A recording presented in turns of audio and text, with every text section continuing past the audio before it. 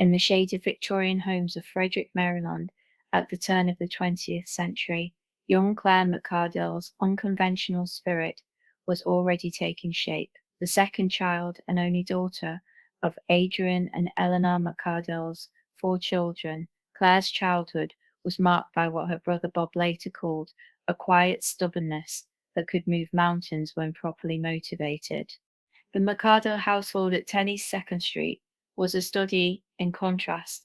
Her father's disciplined banking career, he would become president of Frederick County National Bank, existing alongside her mother's creative pursuits. Eleanor McCardell, a skilled seamstress who had studied at the Maryland Institute College of Art, maintained subscriptions to both Vogue and Harper's Bazaar, creating what Claire would later describe as my first fashion library. The family's Mississippi roots, Eleanor was born in Vicksburg, brought Southern traditions into their Maryland home, including the elaborate sewing skills passed down through generations of women.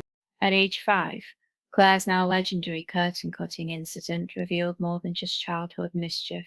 The damask drapes she transformed weren't simply hacked apart. She created fully realized miniature garments with working buttons and pockets, having closely observed Annie Kugel, the family's seamstress. She didn't just play with dolls, Kugel recalled. She studied how clothes moved on them, how seams should lie. This early attention to functionality would become her trademark. Her nickname, Kick, originated not from any violent tendency, but from her habit of literally kicking back when her brothers, Adrian Jr., Bob, and David, tried to exclude her from their games. She refused to be left behind just because she was a girl. Her brother David remembered. If we went fishing, she'd be there with her skirts tucked into her bloomers, determined to catch the biggest one. Claire's education at Frederick's Winchester School exposed her to both the strictures of early 20th century girlhood and her first rebellions against them. While classmates practiced embroidery, she sketched dress designs in the margins of her notebooks. When the school mandated dresses for girls, she convinced her mother to sew bloomers underneath so she could still climb trees during recess. Even then, she was solving fashion problems no one else acknowledged, a childhood friend recalled. Summers spent at the McCardell family's Catoctin Mountain retreat further shaped her aesthetic. Watching local women make quilts from scrap fabrics taught her resourcefulness, while the simple, practical clothing worn for farm work demonstrated that beauty and function could coexist. Those mountain women could churn butter in the morning and look elegant at church in the afternoon, all in the same basic dress, Claire later told Vogue. That stayed with me. The cultural currents of her childhood, the women's suffrage movement gaining steam, World War One rationing, requiring practical adaptations of fashion, subtly influenced her developing perspective. When her Girl Scout troop rolled bandages for the war effort in 1918, 13-year-old Claire redesigned their aprons to have deeper pockets. After noticing how often the girls dropped supplies, she had this way of seeing what people actually needed, her troop leader noted in a letter. By her teens, Claire had developed what her family called fashion eyes, the ability to deconstruct any garment visually. She would sit in church studying women's outfits, later sketching them from memory with notes about how they might be improved. She'd say, Miss Jenkins' jacket would be perfect if it didn't pull across the shoulders, her mother recalled. At 15, she understood fit better than most dressmakers. This period also saw Claire's first experiments with upcycling, taking her brother's outgrown trousers and transforming them into stylish skirts for herself, or reworking her mother's all-party dresses into modern flapper-style frocks. She hated waste, her father noted in his diary. If a garment could be reimagined, she'd find a way. The contradictions of her upbringing, traditional Southern womanhood versus progressive practicality, a father's fiscal conservatism versus her mother's creative flair, created the perfect incubator for a designer who would later reconcile seeming opposites: elegance and comfort, luxury and accessibility, tradition and innovation. As Claire herself would reflect decades later, everything I needed to know about design I learned by watching real women live real lives in Frederick. The year 1921 found 16-year-old Claire McCardell in a heated debate with her father in their Frederick parlor. Fresh from seeing her first New York fashion show during a family trip, she pleaded to study at what would become Parsons School of Design. Adrian McCardell, a conservative bank president, stood firm. No daughter of mine will be a seamstress. Their compromise, Hood College's home economics program, would unknowingly give American fashion one of its greatest visionaries. Hood College, the Accidental Atelier, 1921. Claire arrived at the Women's Liberal Arts College in 1921 with what her classmates called a visible pout. The home economics curriculum, officially called domestic science, seemed like a prison sentence. Courses in nutrition, child rearing, and the chemistry of laundry starch. Yet, in Professor Edna Skinner's textile lab, Claire found her muse. Skinner's progressive approach treated homemaking as both art and science. Under her guidance, Claire conducted fabric stress tests by draping weighted muslin over chairs, later inspiring her famous living room draping design method. Claire redesigned the school's mandatory apron uniforms to allow greater arm movement after noticing students struggling to demonstrate baking techniques. Claire also created a revolutionary body map system for pattern drafting that accounted for real women's movements, not just static measurements. While we learnt to make buttonholes, Claire was reinventing the wheel.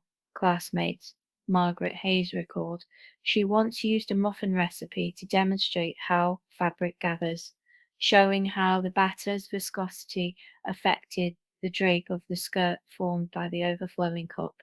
Claire's senior project, a convertible dress that transformed from day wear to evening gown, caught the eye of a visiting Parsons recruiter. This girl doesn't belong in a kitchen, he reportedly told the father. In 1925, Adrian finally relented. Paris, the education of an iconoclast, 1920.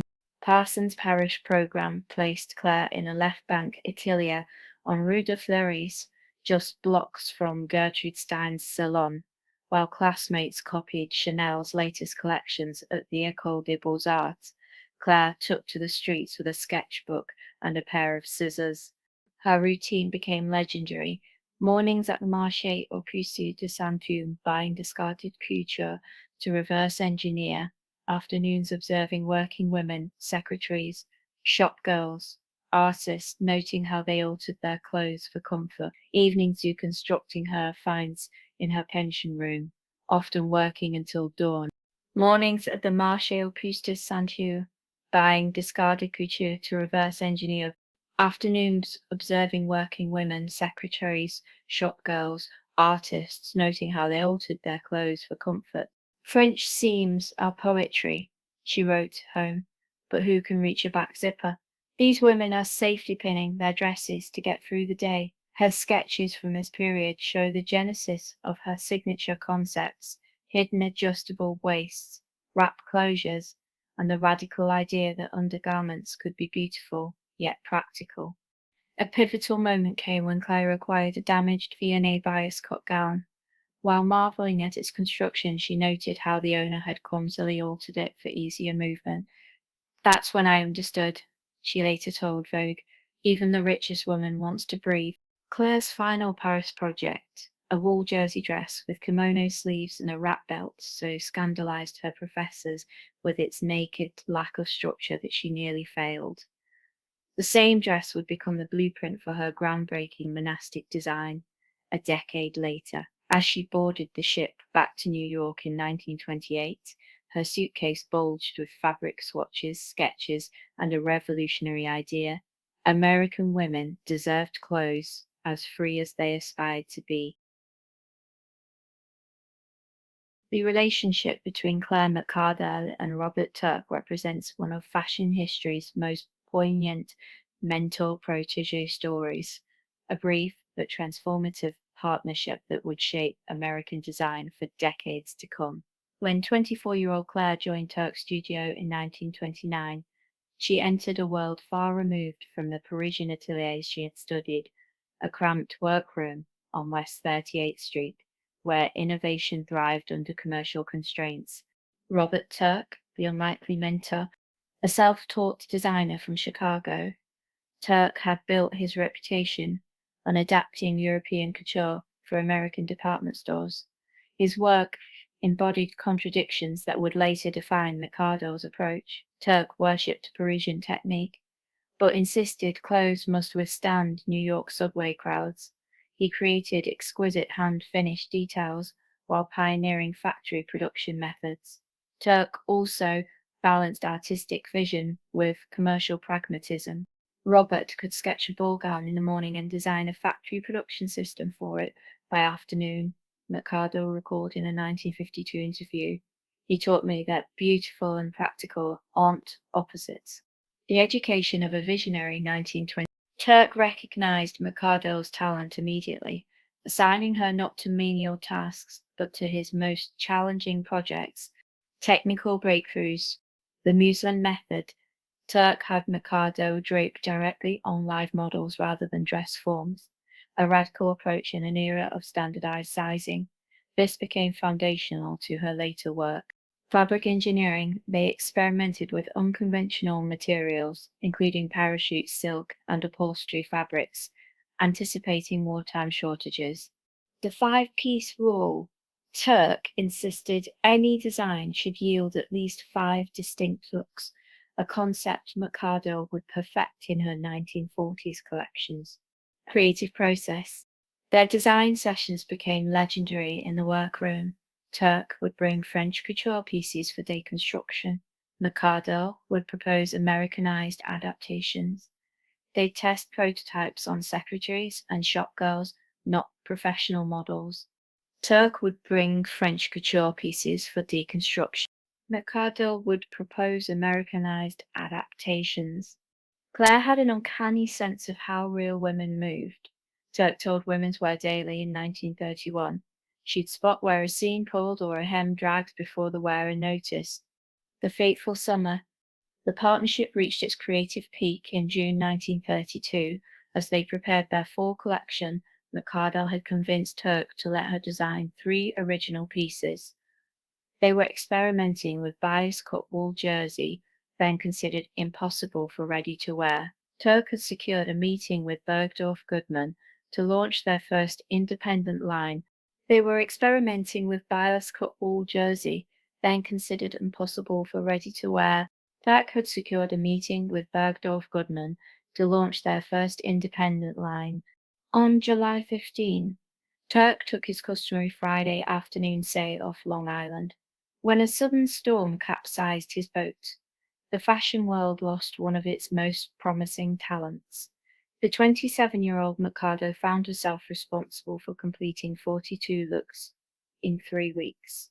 Legacy of a lost mentor. In the frantic weeks after Turk's death, McCardell recreated his entire collection from memory and partial patterns. She personally fitted each garment on bias, included one original design, a wrap-front day dress that foreshadowed her later work. Though she dismissed these efforts as forgeries, the experience proved formative.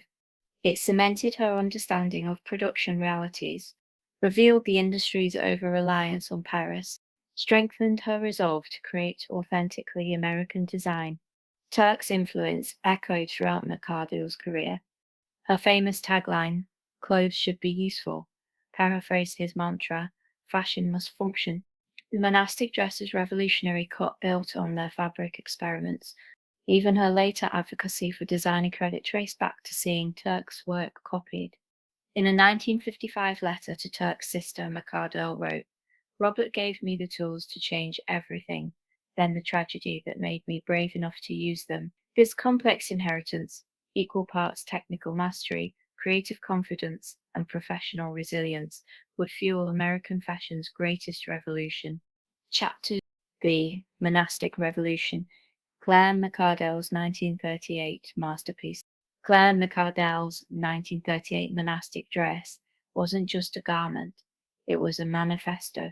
At a time when Parisian couture dictated stiff shoulders, restrictive corsetry, and laborious fastenings, McCardell's radical design offered women something revolutionary: freedom.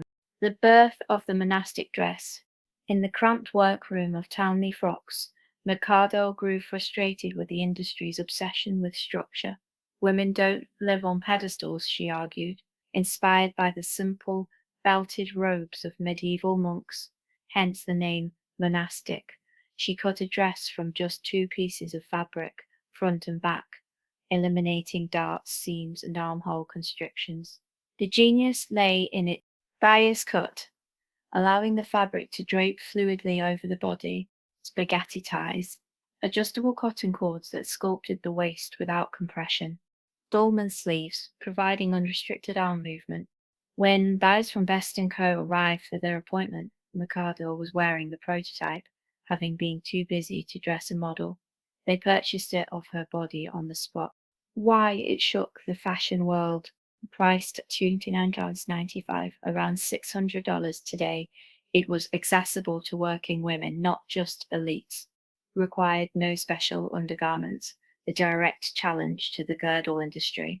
The dress sold out instantly, but was widely plagiarized. Knockoffs flooded department stores, often with inferior fabrics in construction. Ironically, the copying bankrupted Townley Frocks, McCardell's employer, as they couldn't compete with cheaper imitations. In an era when women's roles were rigidly defined, the monastic dress embodied autonomy. As McCardell noted, it let women move, to type, to garden, to breathe. Fashion critics derided it as shapeless. Women adored its versatility. The monastic dress laid the groundwork for McCardell's later innovations, like the Popover and five-piece wardrobe, and influenced generations of designers. Diane von Furstenberg's wrap dress owes a clear debt to McCardell's pioneering vision. In 1938, while Schiaparelli and Chanel were crafting fantasies, McCardell designed for reality. The monastic dress wasn't just fashion, it was a quiet revolution stitched in cotton. W2 Designing for Democracy, 1941-1945, the radical reinvention of American fashion. As America entered World War II, Claire McCardell faced an unprecedented challenge: how to dress a nation of women entering factories, offices, and public life while facing severe material rationing. Her response would redefine modern dressing. The war years revolution. When the US government implemented strict rationing in 1942, silk and wool were diverted for parachutes and uniforms. Leather became scarce, metal for zippers and buttons was restricted. Leather became scarce. McCardell saw opportunity in these limitations. Necessity, she declared, is the mother of invention and better dressing. The Popover phenomenon. Her iconic Popover dress emerged from a Harper's Bazaar challenge to create a dress that could go from housework to cocktails. McCardell's solution was revolutionary.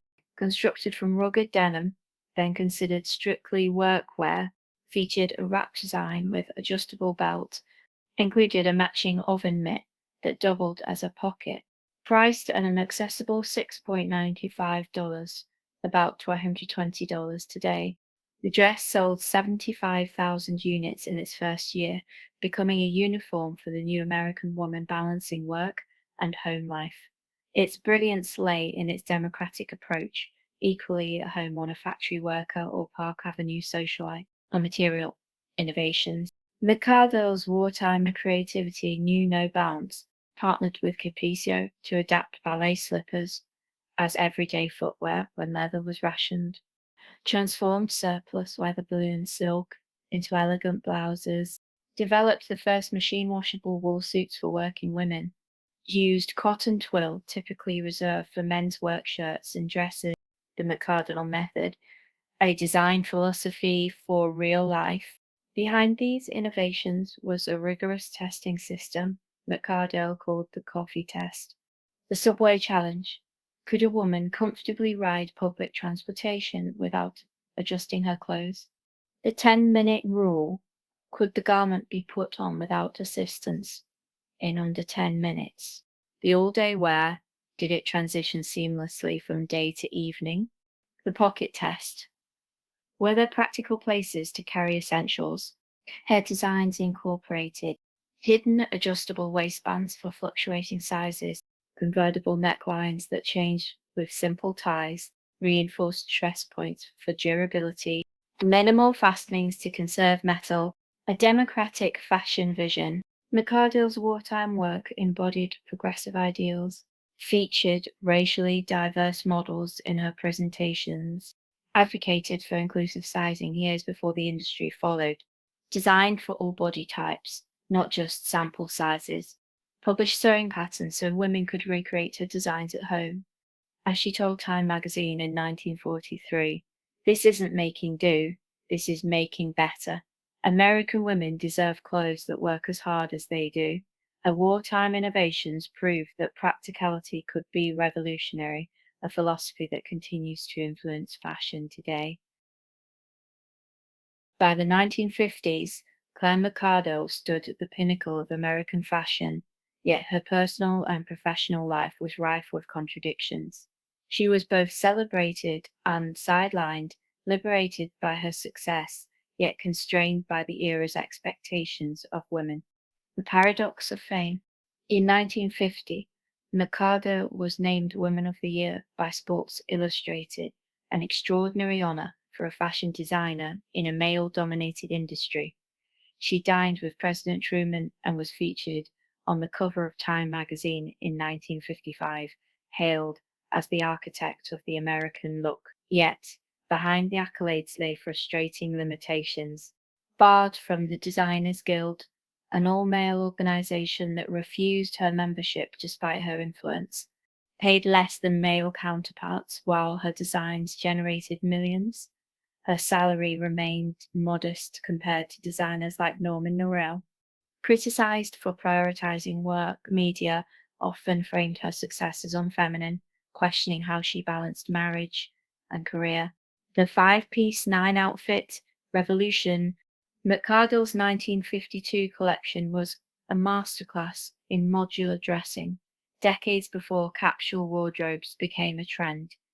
She proved that five well-designed pieces, a skirt, a dress, two tops, and a jacket, could be mixed into 9 distinct outfits from office wear to evening cocktails. The concept was radical. Interchangeable separates her signature spaghetti ties, allowed top to convert into strapless or halter styles. Hidden versatility, a reversible wool wrap skirt could be worn 4 ways. Pockets everywhere, a subtle feminist statement in an era when women's clothing often lacked storage. The press called it fashion for the jet age, perfect for the newly mobile modern woman. Marriage and the unseen struggle. Her 1943 marriage to architect Irving Harris was fraught with tension. Friends recalled, he admired her talent, but resented her fame. Harris, a traditionalist, expected Claire to quit working after marriage. She hid sketches in laundry baskets. When Harris complained about her working late, she pretended to do housework while secretly designing. They loved each other, but not the same life. Despite clashes, they remained married until her death. The final collection, 1957. Diagnosed with colon cancer in 1957, McCardell refused to slow down. From a Memorial Hospital bed, she sketched her last collection, fluid, elegant pieces that belied her pain. Against doctors' orders, she checked herself out to personally present the line. The show must go on, she told models backstage, adjusting hems with trembling hands. The collection was a critical success, though she never saw it in stores. Legacy in a potholder. At her March 1958 funeral, a mourner slipped a potholder into her casket, a tribute to the iconic popover dress that had clothed a generation of women. The gesture captured McCardell's essence, fashion that served real lives. On a crisp autumn morning in October 2021, the town of Frederick, Maryland unveiled a striking 7.5-foot bronze statue of its most famous daughter. Depicted mid-stride with one hand resting on a dress form, the sculpture captures Claire McCardell's eternal restlessness, her gaze fixed on some distant horizon. Only she could see. The pedestal bears her most enduring epitaph: "She gave pockets to the world." Why a statue matters. The monument, funded not by fashion conglomerates but through small donations from seamstresses, historians, and ordinary women, stands just blocks from where young Claire once snipped her mother's curtains. Its symbolism runs deep. The dress form represents her revolutionary approach to designing on real bodies rather than mannequins. Her work apron is sculpted with accurate seam lines and a dangling measuring tape. The base displays etched sketches of her most iconic designs, from the monastic to the popover. Local schoolchildren now play a game spotting hidden details: the pot holder tucked in her pocket, the ballet flap peeking beneath her hem. "We want girls to see that greatness starts right here," explains the statue's creator, sculptor Sarah Hempel Irani. McCardell's DNA in modern fashion. Walk into any department store today and you'll find Claire's fingerprints. Diane von Furstenberg's wrap dress, 1974, is a direct descendant of McCardell's spaghetti tie designs. Donna Karan's 7 Easy Pieces, 1985, evolved from her mix and match philosophy.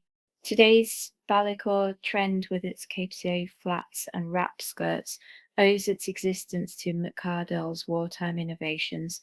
Even the tech world pays homage. Apple's first iPhone case prototypes were tested using McCardell's coffee test principle. If it can survive a woman's daily life, it's strong enough. The denim anecdote revisited. That famous quip about denim evening wear, "because women don't stop living at 5 p.m., encapsulates her enduring relevance. When a 2023 Met Gala attendee wore a 10,000 denim couture gown, critics called it groundbreaking. McCardell had done it 80 years prior with a 6.95 purport. Her unfinished work, the statue's plaque, intentionally leaves space for future editions, because McCardell's story isn't done being told. The Lost Archives, 37 recently discovered sketchbooks found in a Pennsylvania attic in 2022, reveal unrealized designs for maternity wear and adaptive clothing. The McCardell Scholarship, funded by vintage resale platform Threadio, it supports working mothers at Parsons. Pocket Equality, a social movement using McCardell's name to pressure designers to include functional pockets. As fashion historian Nancy McDonnell observes, Claire designed for women who hadn't been born yet. We're still growing into her vision. Final thought. Standing before her bronze likeness, you can almost hear that familiar chuckle when asked about her legacy. "Oh, for heaven's sake," she'd likely say, "I just made clothes for a living." But in those clothes, in every wrap dress tied on a busy morning, every twirl in a ballet flat, every hand slipped into a perfectly placed pocket, women keep finding something more permission to move through the world exactly as they are. And if you enjoyed this deep dive into the story of Claire McCardell, don't forget to like, subscribe, and tell us in the comments who's a forgotten fashion icon we should feature next. Until next time, stay curious, stay stylish. And remember, fashion is more than fabric, it's a revolution.